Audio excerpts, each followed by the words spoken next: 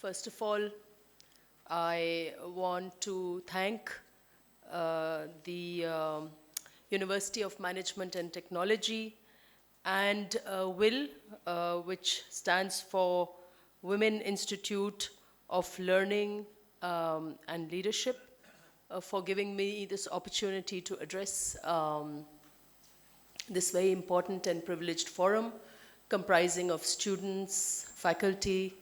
I'm also honored to be in the company of a very esteemed panel, which comprises a former Chairman Senate, Mia Raza Rabbani Sahab, Mohtarma Arfa Zehra, who inspired us with her very inspirational talk today on this issue. And of course, we are joined by the rector of this institution, Dr. Mohammed Aslam, and our host, Ms. Mariam Murad. So thank you very much for this important invitation. I have been asked again to address this forum from the perspective of inclusive societies. Now, diversity and inclusion, the D&I as they are called, are not just two buzzwords that the corporate world and businesses aspire to adopt in their work and management ethic. They constitute essential and central parts to progress and healthy growth of a society. Why have they become so important to the corporate world today? As authors, Kaplan and Donovan argue in their book, Inclusion Dividend, Why Investing in Diversity and Inclusion Pays Off, diverse, global, interconnected business world, diversity and inclusion, it is no longer just the right thing to do.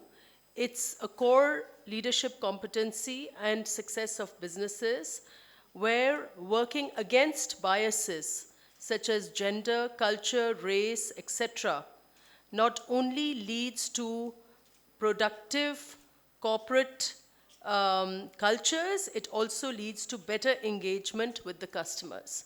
So it has become a very essential principle of the corporate culture. Let us now apply this term and this argument reflexively. Arfa Zehra philosophically talked about reflexivity in terms of looking at ourselves as a society, and I would also invite you to look at this term reflexively, move to our own selves, our households, our universities, and the social, political, and cultural world around us. To this place here, to this university, to this institution, and to any other institution, I want to raise a few questions while related to this topic. I'm not aware whether these principles are applied here, but these are important questions to ask as we discuss these subjects.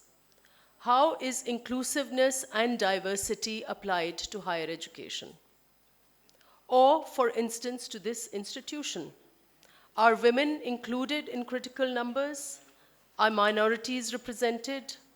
Are all the provincial, linguistic, and ethnic groups represented in this community of students and faculty, etc.? But equally important is the question of how diversity is applied in the quality of education. Are different worldviews and ideas discussed and debated?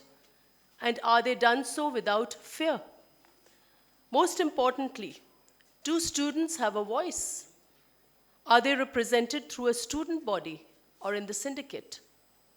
As I raise these questions, I am reminded of a young student, Mashal Khan, who was killed not by violent extremists, not by gun-toting terrorists, but by students in the premises of a university like this, the Wali Khan University, not so long ago, 2 years ago. And the apparent reason was that he thought differently. This was not an ordinary death. It was the death of reason and an indictment of our institutions of learning. And that is why it calls for reflection. The threat of exclusion, of exchange of ideas, debates, and critical thinking is the growth of obscure mindsets that threatens even the privileged places such as the university. And I had argued in another forum that I was speaking to in the context of Mashal Khan's death, and I asked this, that is the university the new madrasa? And not the madrasa of the grand madrasa, which became the seat of learning in Islamic cultures, but the madrasa of today, which has become the seat of production of jihad. Distinguished participants, students, ladies and gentlemen, in the last few months, we saw an increased sound of student voices calling for restoration of student unions, which, in my view, is extremely important. Because today, with 70% of Pakistan's population under 30, and with a phenomenal number of students in Pakistan, they remain voiceless and without representation in the university community, despite being the main consumers, payers, and recipients of education. In the university, whose primary client, consumer and financer, is the student voices must be included as we discuss inclusion here today. Ladies and gentlemen, students and participants, let us step out of the firm, the company, the factory, this business school, and to the world of power politics, where I come from. I stand here before you, a politician and a member of the Assembly, National Assembly, specifically in the business of representing my people in the constituency of Khairpur in Sindh, and making laws for you all in the lower house in the Pakistani parliament. The parliament is indeed a diverse place at the outset. Every district, every dialect, every geographical and linguistic area, any age range from the age of 25 and above, genders, religions are represented here. However, in the way the elections are designed and fought, the parliament is a privileged and an elite house. The elections today, the way they are fought, the cost they incur, certainly excludes many. It excludes women, and it of course excludes the poor. The very first day, coming back to the parliament and my daily life in the parliament, the very first day we enter the parliament, we are handed over the most important book of law in the country, the Constitution of Pakistan. The 1973 Constitution lays down the principles of partnership between the citizen, the state, the government, and the civil society. The fact that Pakistan is a federation, the underlying principle of this also is to bring together different areas, regions, linguistic groups, which recognizes the diversity as the core value of Pakistani constitution. In Pakistan's constitution, Article 25 guarantees equality before the law and equal protection of the law for every citizen. It further states that there shall be no discrimination on the basis of sex. So both the genders have equal protection and treatment of law. Equality is not just about treating equally, however, under the law. It is also about ensuring that weaker and less privileged sections of the society are included and no one is left behind. So in the third part of the equality article, it states that nothing in this article should prevent the state from making special provisions for protection of women and children. Outside the Constitution and outside the corporate world, the world is far less ideal. The state contract with the people, its assurances and pledges are far from committed. Indeed, our country is a vast world of diversity, but also disparity within and across regions, ethnicities, geographies, genders, and even generations. Let me leave inclusion for a minute and talk about exclusion. Exclusion can be a very painful experience. And I know each of us here may have felt it at any point in life. To be left out on the margins because you are poor, to be left unfed because you are homeless, to be restricted to the house and not allowed to be moved freely because you're a woman, to be considered inadequate because you're a person with disability, to be forgotten because you are old, to be enslaved because you are black. One can keep adding to this list of deprivations and wrongs in the present and the past. But here is another question that bothers me a lot. Are people excluded by default because a society is not inclusive? Or are people excluded because a society has biases? I'm more inclined to believe the latter. And here I agree with philanthropist Melinda Gates when she says about the outsiders in the society, and I quote, "We stigmatize and send to the margins people who trigger in us feelings we want to avoid. This is why there are so many old and weak and sick and poor people on the margins of the society. We tend to push out the people who have qualities we are most afraid we will find in ourselves. And sometimes we falsely ascribe qualities we disown to certain groups. The Holocaust made systemic exclusion through ethnic cleansing of Jews, Gypsies, and foreigners in Nazi Germany. And more recently, in our neighborhood, the Hindutva ideology has pushed Muslims on the fringes of India, especially after the Citizenship Act. And this is a harrowing reminder that exclusion, even now as we stand here, is being institutionalized through law in the modern world. In our own country, despite a strong rights-based constitution, our system continues to engender biases and exclude sections of society. And are we doing enough to ensure that they are equal and equally included? Let us look at the different sections of society. Women. We are outsiders in more ways than one. Honorable Arfa Zahra Saiba discussed it. We look at gender indexes. I don't want to go into detail, but we are almost at the bottom every year, every time we are evaluated.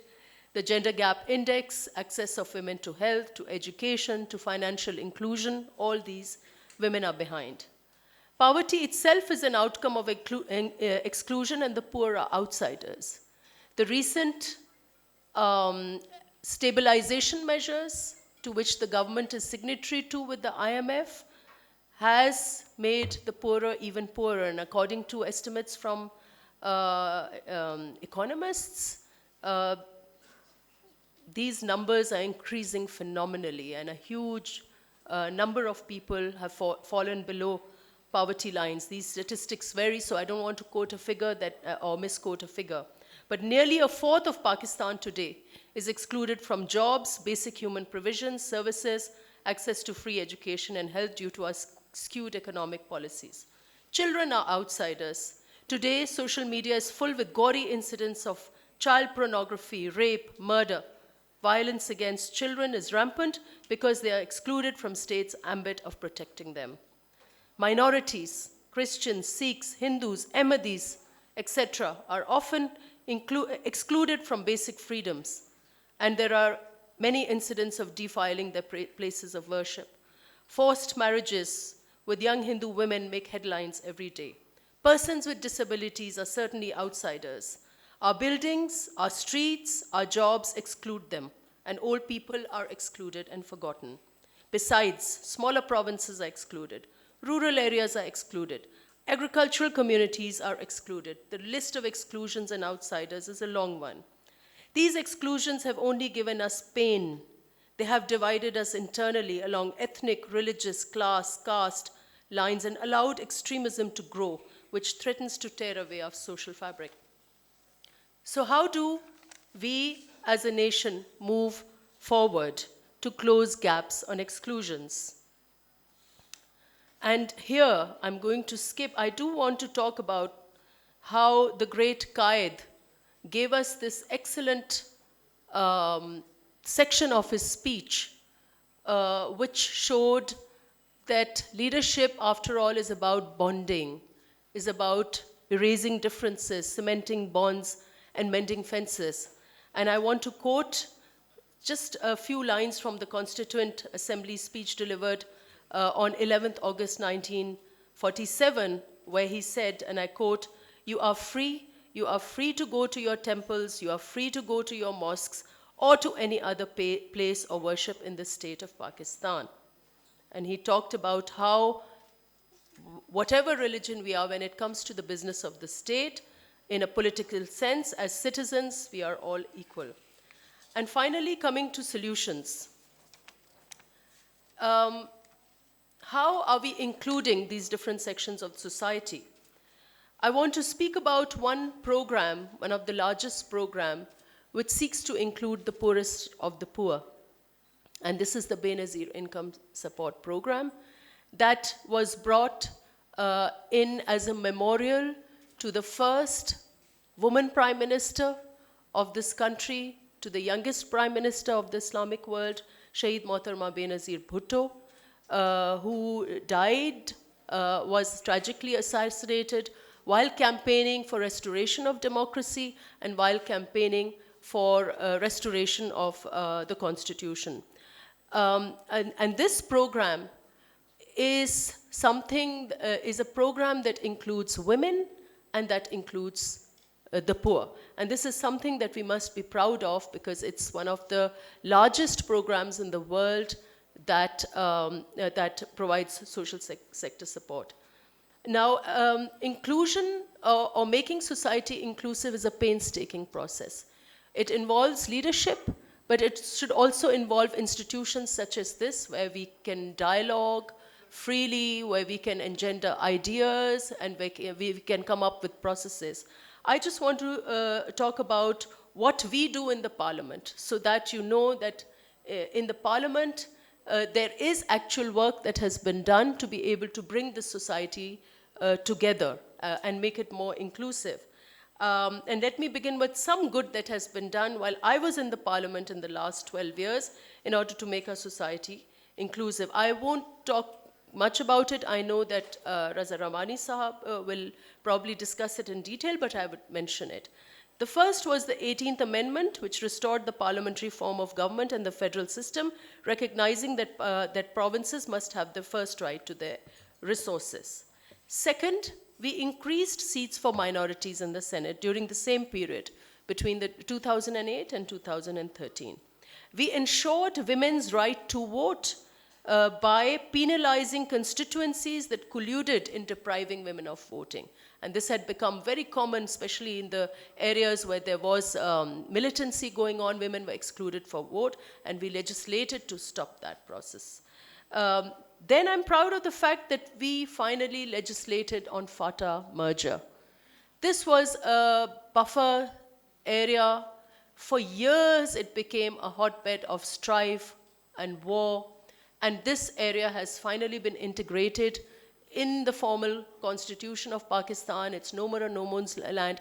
And this is something that we did to make our society more inclusive and to remove this difference between the tribal other, the rural other, and so on. And of course, there are many other legislations. Due to shortage of time, I will not go into that.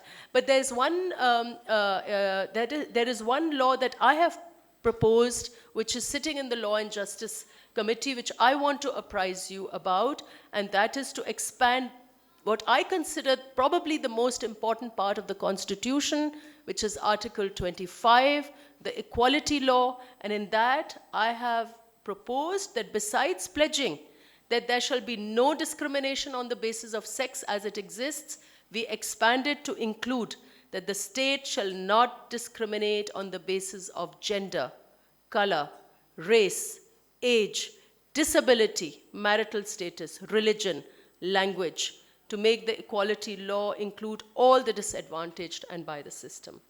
And finally, there are other points, but for shortage of time, I will conclude and by saying that equality, that inclusion is not just about being right. It is about being equal, and it is about being complete. Thank you very much.